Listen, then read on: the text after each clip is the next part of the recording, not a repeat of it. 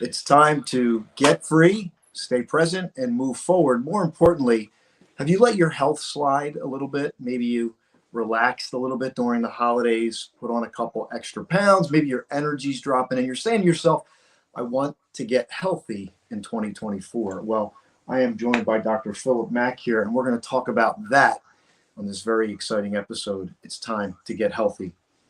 Dr. Philip Mach, I want to welcome you to the show. Thank you, Austin. I'm certainly grateful to be here and appreciate your time and look forward to our conversation today. I am really excited and honored to be with you today because you have the medical background. How long were you a medical doctor?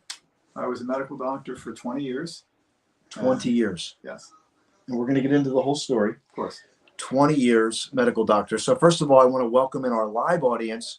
And if you're getting this on the video, this is also going to be available on my podcast, the Austin James Haines podcast. Be sure and go over there and subscribe.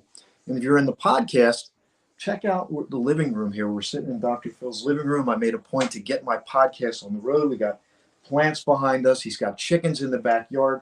And I wish I could let the scent that's coming across, because he's actually cooking some delicious dish, and we'll learn about that. His I guess, ability and talent of cooking. So we're going to learn more about that as well. So let's dive into your story a little bit. Are you willing to take us back in time a little bit to maybe what inspired you to become a doctor and what kind of brought you through to your story to this point? Wow, that's a mouthful, but I can start and say that certainly when I was growing up, my mother was pushing me to be a physician, and so I had the background in science, and so I pursued a medical career because I felt that I wanted to help people. And so I went the route, I went through medical school. I went to high school and college and graduate school, and got my master's in biology. And then the entrance exams were quite difficult for getting into a New Jersey medical school, because there were only 2 at the time. And so I ended up going to Mexico to study medicine.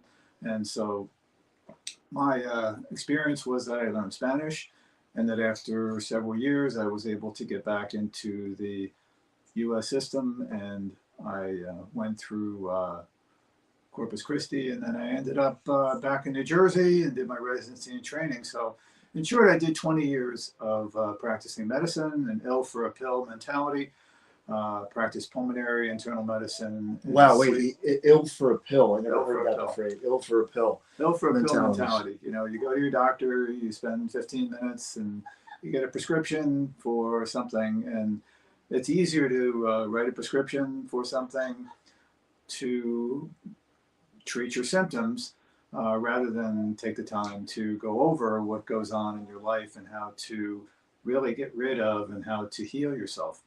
So my feeling was that while I was going through that, I really didn't quite understand the implications, but it was quite driven by insurance companies and by pharmaceutical industry. And so, and in fact, doctors are usually penalized for not writing prescriptions.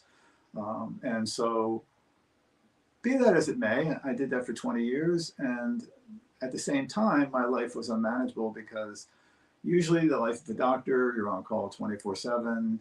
And especially if you're a solo practitioner. I started out in a group, but then I ended up as a solo practitioner. And my life was unmanageable because it was stress-ridden, and sleep was poor, diet wasn't always great, and it's challenging. Ironic that you're treating people, right, and then your life is becoming out of balance. But let me stop for a moment. I want to grab a couple things, because your mother influenced you. It Yes, sounds like she did. she influenced you, but you also had a desire to help people I did. heal, and that's really admirable.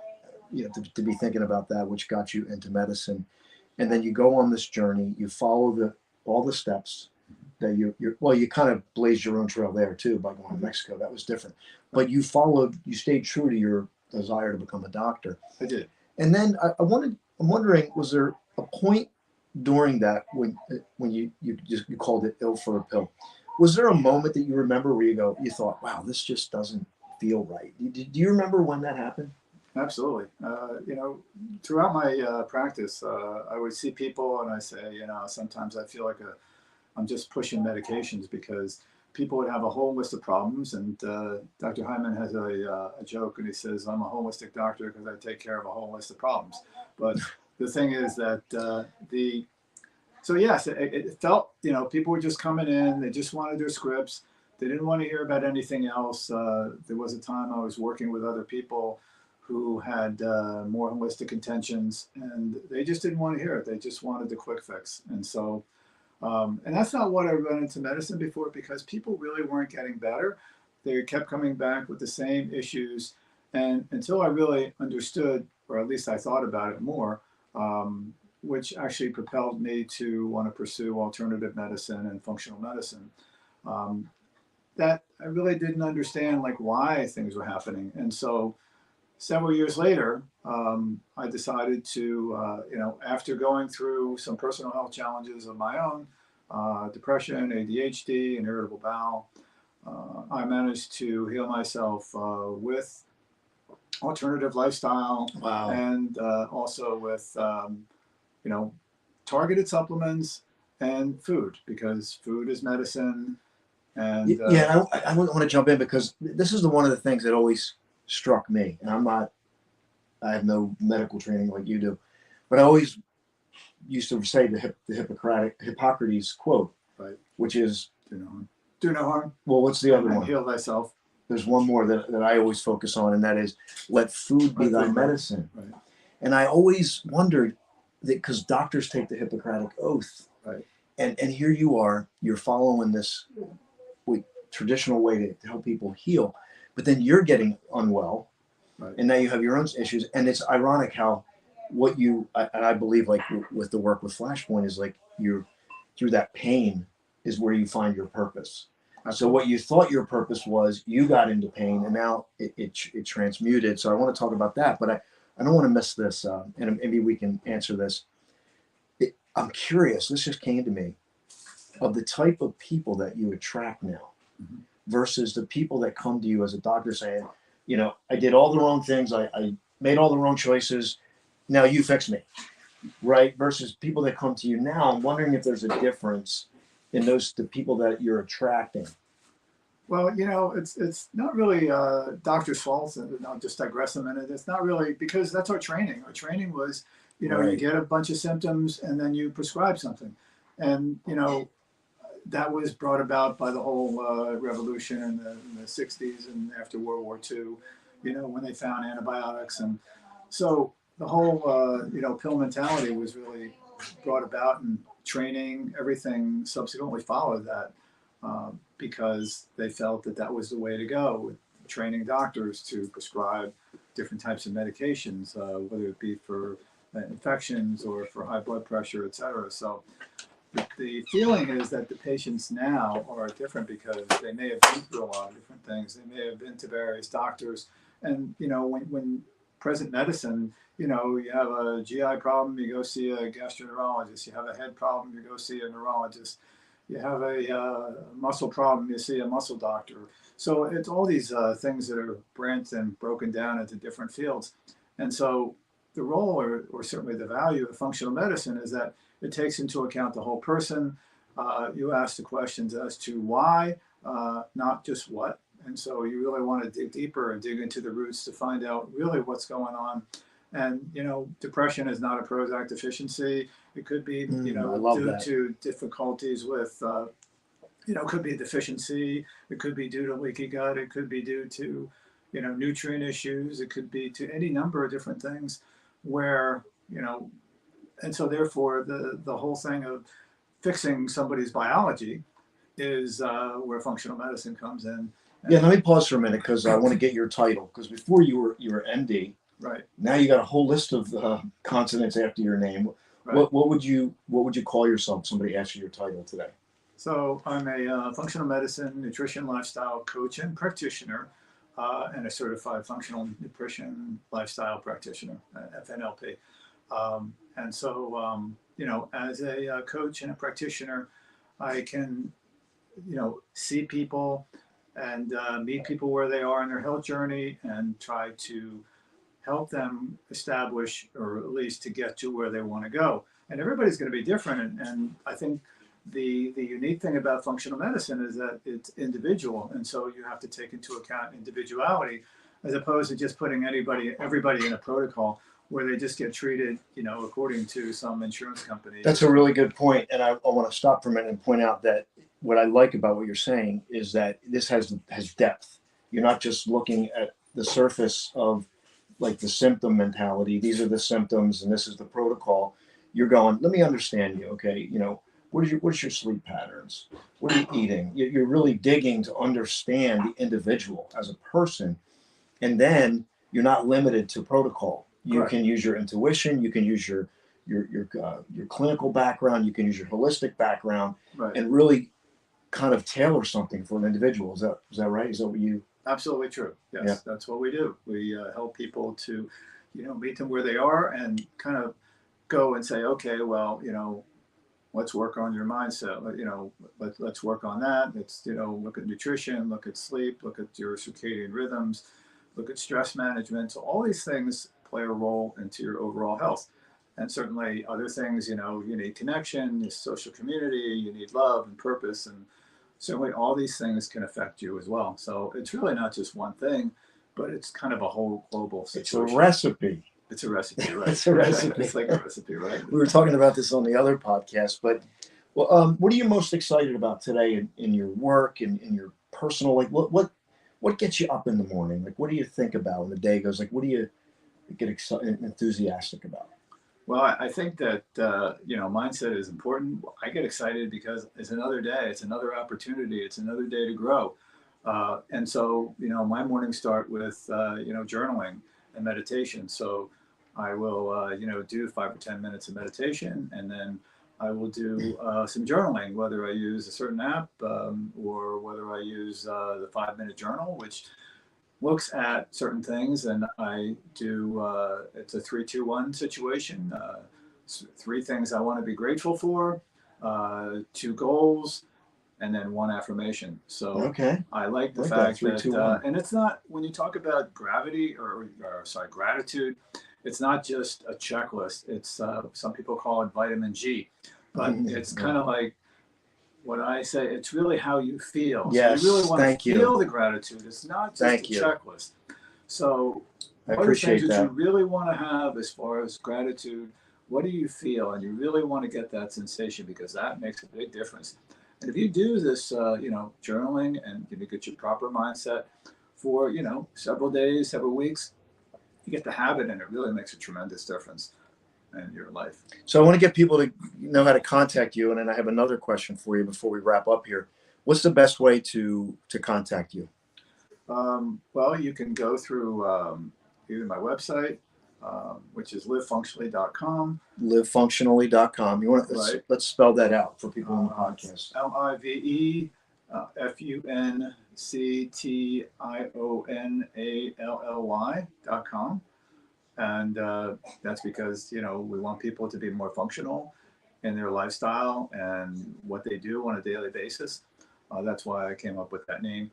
But the other thing is I have a free ebook that I can also offer people. Oh, wow. Off the Okay. top of my head, I don't know. Well, you know what? We'll put it in the show Put it in the notes, show notes. and I'll put it in the live link so they can get a hold of it.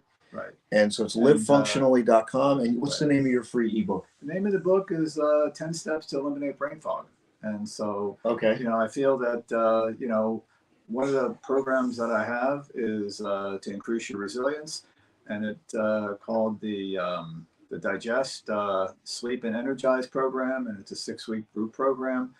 that I have for people, and it's really how to get yourself reset, improve your resilience, improve mental clarity, and also energy as well.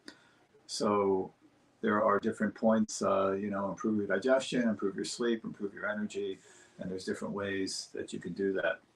And so I certainly can leave the link to my ebook. And if you have any questions, certainly you can contact me that way. So I'm going to see if I can get the website up here on the live stream. But sure. What is, I wanted to ask you, like, is there a patient that you worked with that really spoke to you? Something that you really was almost surprising to you? Was there a story you could relate about somebody you worked with?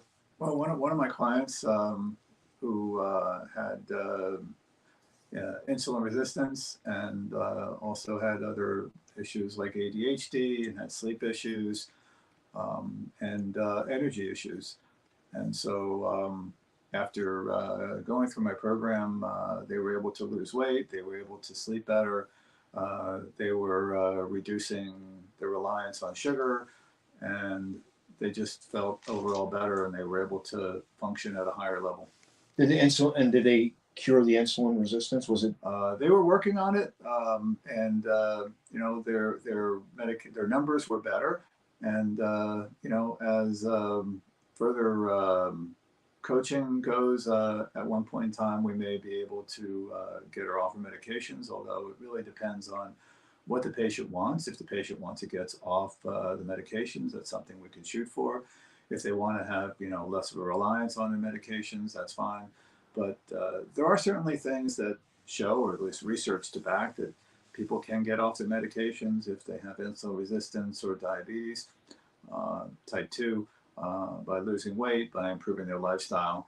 And they could just feel better just about everything, and also obviously eating real food, and not having as much sugar, and reducing processed foods and other types of things that may cause inflammation, such as gluten or dairy. So being careful. It really depends on the person. Yeah, and I also want to point out your hobbies. I was really excited to learn. You are a very diverse individual, right? Okay. Some of the things that you do with music, you played at our event, Bring Your Gifts. You played the trumpet.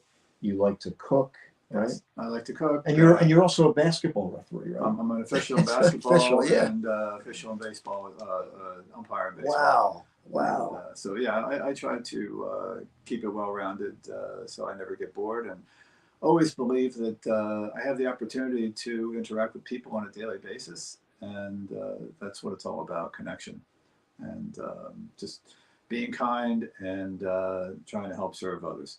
Well, I'm really just grateful to have this time with you, to hear how your life has evolved from being a medical doctor now to this work that you are doing to help people. And I trust that this broadcast, whether live podcast, will get shared. Share it with somebody, and make sure you connect with the website, livefunctionally.com. It's at the bottom of the screen here on the live video. If you're on the podcast, you can go over to the YouTube channel, Austin J. Haines, and you'll see it. Dr. Philip Mach here. And make sure one decision can change somebody's life. Meeting with Dr. Philip here could change your health trajectory for better permanently. So, Dr. Phil, I'm really grateful to be here with you today. And is there any final words as we say goodbye to our audience? Yeah, certainly. I appreciate the opportunity. I'm certainly grateful. Just remember, it's one step at a time. Celebrate your small wins. You don't have to change your health overnight. Start with small habits. Start with drinking water in the morning, or getting out and getting some sunlight, or just making small changes in your daily habits can make a huge difference in your health. But certainly, any further questions, you can get in touch with me, and I appreciate it, and I hope to hear from you. I got to do one bonus thing here, because you know why I'm going to do this? Because typically people go into January and they want to lose weight. Right. I know that's just the tip of the iceberg on everything that you do. But what would you tell them? Should they book a call with you? Like, what would you tell them? Yeah, I would say book a free discovery call with me. It's anywhere. It's about 30 minutes. And we can talk about your obstacles. We can talk about your health challenges and your health goals. And after that call, you should come up with a clear path as to what kinds of things you can do or what you need to do in order to get to where you want to be. So I offer that health discovery call, which is free, and whether it's just you want to just talk about one or two things, or if you want to talk about all the things that have gone on in your health journey. And so at that point in time, we can have a conversation. We can see if we're a fit.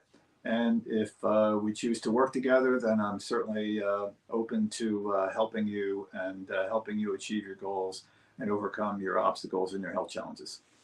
Thank you so much, Dr. Phil, for being here. I want to thank you, the audience. I want to point you to go over to the podcast, the Austin James Haines podcast. It'll say Get Free, Stay Present, Move Forward. And I want to let you know I got a book coming out called Seeds of Infinitude. I'm going to show that right now.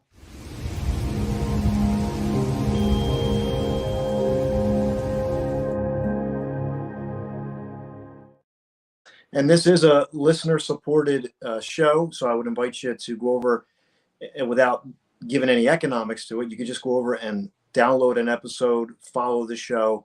That is a tremendous, tremendous help, especially if it's serving you. And why not follow along as this show goes on the road? This is a traveling podcast. I'm going to bring you incredible stories of people, I say ordinary people that are doing extraordinary things, but as you can see, Dr. Phil's everything but ordinary. He's doing some extraordinary things in the world to help people heal.